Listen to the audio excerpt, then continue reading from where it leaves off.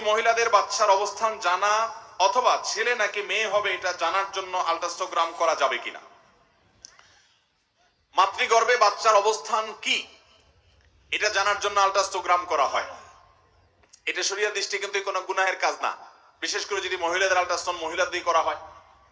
মহিলাদের আল্ট্রাসোনোগ্রাম যথাসম্ভব মহিলা ডাক্তার দিয়ে করা উচিত, কারণ এখানে মহিলার পেট উন্মোচন করে সেখানে ওষুধ দিয়ে তারপরে সেখানে আপনার আল্ট্রাসোনোগ্রামের কাজ করতে হয়, যেন অবশ্যই মহিলা ডাক্তার দিয়ে করাবেন।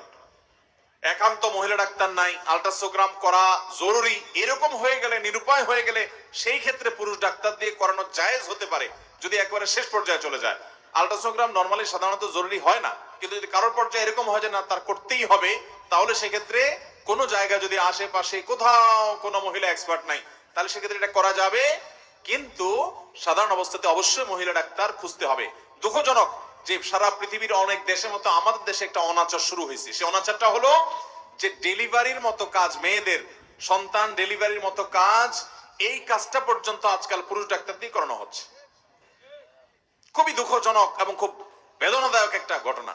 একজন নারীর জীবনের এই ধরনের একটা সিচুয়েশন, এরকম জটিল একটা পরিস্থিতি, এই জায়গাটাতে বাংলাদেশের শত শত মহিলা ডাক্তার আছে, প্রয়োজনে আরো মেয়েদেরকে ডাক্তার বানাতে হবে। আমাদের দেশে দেখা যায় যে অনেক মেয়েরা আছে, তাদেরকে গাইনি না বানিয়ে অন্যান্য বিভাগে ডিপার্টমেন্টের ডাক্তার হওয়ার জন্য উৎসাহ দেওয়া হচ্ছে, আর পুরুষদেরকে গাইনিতে পড়াশোনার জন্য তাদেরকে জায়গা করে দেওয়া হচ্ছে, এবং তারা এসে আপনার ডেলিভারি করে।